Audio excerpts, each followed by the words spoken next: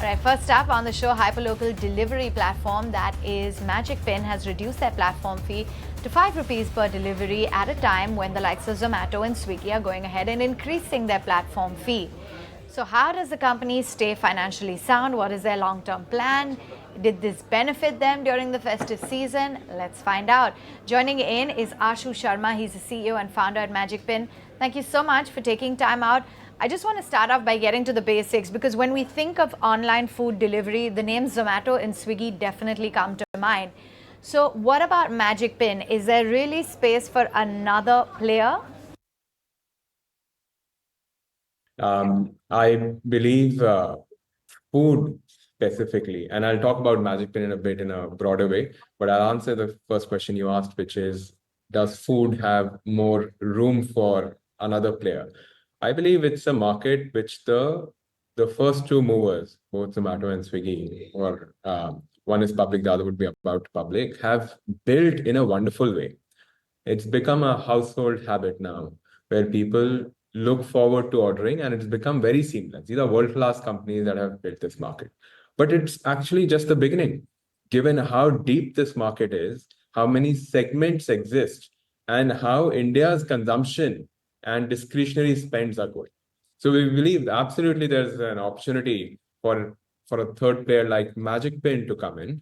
I would in a way give you an analog of something like how, for example, in the fashion apparel segment, Zudio came in as a value player and did exceptionally well. Or, for example, in the airline industry, when Indigo had come at the time, Jet was doing very well, right? And they kind of made a place for themselves and grew. I would say similarly, it's a space which is now got identified and has opportunity for a player like Magicpin to come in.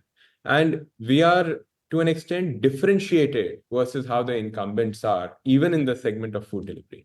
Magicpin plays much more in the value segment that exists in this market. And that's a result of our genesis. We've built Magicpin as a business by building concentration in localities. And thus, you would find the kind of merchants that show up on Magicpin in many cases would not be visible on the other two platforms. They're really the local small mom and pop stores that are around you, and they are very well known to their neighborhoods, but they are harder to discover in larger platforms. They get lost there. Our average distances of delivery, they are significantly lower, lower to the extent of 30% or so. As a result, we are able to keep a lid on our cost. Our fundamental of how we've built the company has been very data and technology led. Our role, for example, on ONDC lets us tap into users who are coming from Magicpin, but even from outside of Magicpin, let's say an Ola or a Paytm and so on. And then finally, the delivery fleet that we use also. We have our own, but we also work with many large existing third-party logistics providers. Someone like an Ola, for example, who would have an EV fleet and so on, which again lets us manage the cost in an interesting way to be able to serve this large value-oriented market. Okay, so let's talk about the latest news. The fact that you guys have reduced your platform delivery fee to 5 rupees per delivery. And this is coming at a time when the likes of a Swiggy and Zomato have increased prices by 40 to 60%. So what is the rationale for doing this? Again, the same, right? See, at the heart of it, the festive season is when everyone is looking to spend.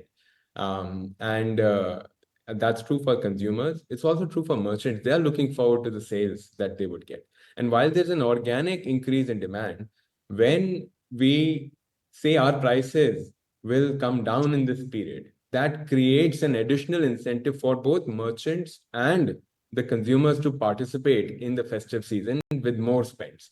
When, for example, the market prices for platform fee went up significantly, that pushes the customers to spend even more. If my fixed cost is going up, I'm likely to spend more, and that excludes quite a few of both the merchants as well as the consumers from the spending behavior. And everything I said before this around being the value player in this food category lets us create an offering by reducing the prices to some extent and keeping them low, such that more players can participate. And when that happens to that extent, because of our lower delivery distances, as I said, it's not that we have to eat the cost. Because of the density going up, the cost of delivery comes down. Merchants participate in creating better offers for consumers, and it's a win-win for everyone in the ecosystem.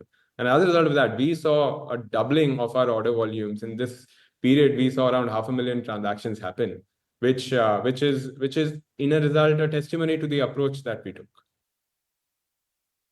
If you could elaborate a little bit more about how this move really benefited you in terms of the orders. I believe more than 500,000 orders were booked. How did this pan out for you in terms of volumes during the festive season?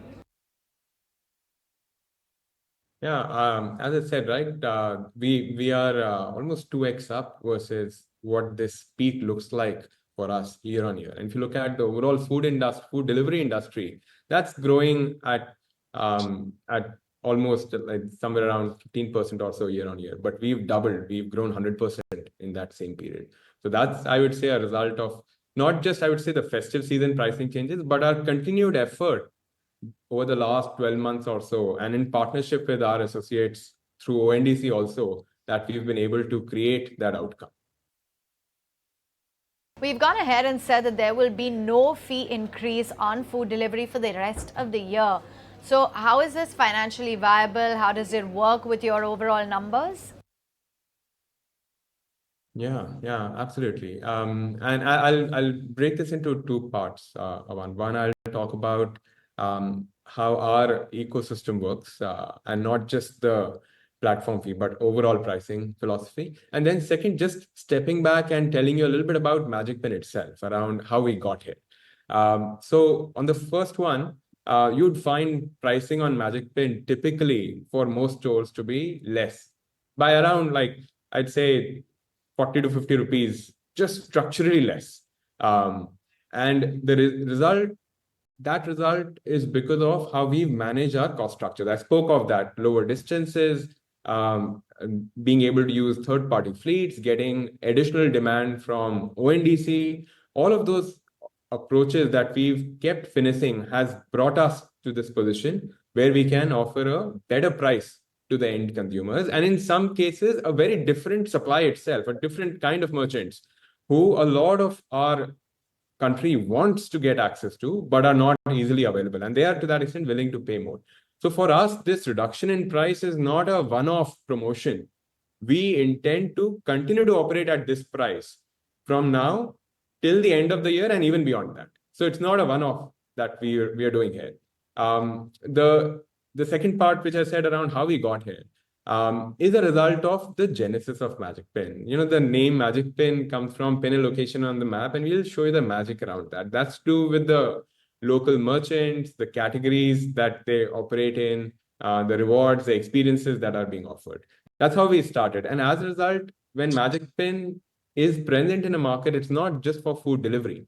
Our goal is to bring the local market alive. It might be a fashion apparel store, let's say in a Lajpat Nagar in Delhi, or a commercial street in Bangalore. All of the stores there in that market will come alive on Magicpin, or a large brand like a Shoppers Stop, a Puma, any of such folks. They will all be present on Magicpin with their offerings. Or a small mom and pop QSR shop, a fine dine place, entertainment, nightlife, beauty. Anytime you're looking to step out of your house and go to merchants around you, you'd find them on Magicpin. Now, as we continue to do that, we built a lot of local density. Our business works around getting a lot of merchants in that micro market to come alive. And COVID forced us to start home delivery. And that's how we got into the food delivery business. But once we had food delivery from that dense set of merchants in that market, that played out differently. As I said, we have different supply in terms of the kind of merchants. We have lower distances of delivery. And then finally, the integration with ONDC, both on logistics as well as on the demand side, let us further make our cost structure more efficient. Because of which, what I said earlier, for us, this is not a one-off piece. It's a continued strategy that we will hold on to till the end of the year and even beyond. You also plan to invest over 100 crore rupees in the next 3 months to onboard over a lakh new restaurants and cloud kitchens on the ONDC platform. Can you tell us a little bit more about that? It's part of the same playbook. We've realized that there are large chunks in the market of restaurants or cloud kitchens which are not being serviced today. They do not get visibility on the existing providers. And what we are doing is we are bringing them online on Magicpin and then via ONDC on other buyer apps also that are named previously, through which they would start to get business and be able to participate in India's growing online economy. I'll make one more point around where does this philosophy come from, right? Of saying, let's invest this money and get all of these merchants online. India's local market, and it's $1 trillion worth of scale, right? It's primarily consisting of local merchants who are getting business offline from their customers. And that $1 trillion is going to become $2 trillion. It's a massive market. But less than 5 to 10% of that market is e-commerce. So dark stores, warehouses, e-commerce, all of that is a very small percent of the market. 90% of that market is offline. But customers are now 100% online. They are on their phones all the time. What Magicpin is doing is bringing these merchants online into the hands of the customers, leveraging ONDC, leveraging the delivery capabilities that we've built as a platform, and making sure that the offline merchants of our country have an opportunity to participate in this growing online ecosystem, which will only continue to accelerate from where we stand today. So if the total number of merchants in our country are some tens of millions, right? Some 50 million merchants. We've just begun our journey. Today, Magicpin would have around 250,000 of our merchants who are working with us. If that journey takes us to 50 million, that's where our continued growth is going to come from. And what are your plans to invest towards, offerings like onboarding incentives like zero commission and zero onboarding fees and free home delivery? And what's your long-term game plan? Yeah. To make it easy for merchants to come and try online, we have started with trial where we say that you just list us online. We'll not charge you anything. In case of food delivery, we will create catalogs for you. In case of fashion apparel, we will take pictures from your phone and create very high quality catalogs for those for you at no cost to you. And for the first 30 days, we will not charge you any commission for driving the business. Eventually, the way our business works is when we drive GMV to a partner, we get a take rate on that. We get a certain commission on that. But that will come in only after you have experienced how things work on Magicpin. To make sure that merchants who we onboard, they get business, they get discovered. For the initial period, we are not charging their customers who try them out on Magicpin any delivery fee as well, which is again an investment from our side to say that this channel will work for you and we will invest alongside you. And then over a period, as the merchant has seen business come in, they would then at their own behest say, okay, I want to use Magicpin as a platform to drive more business to myself.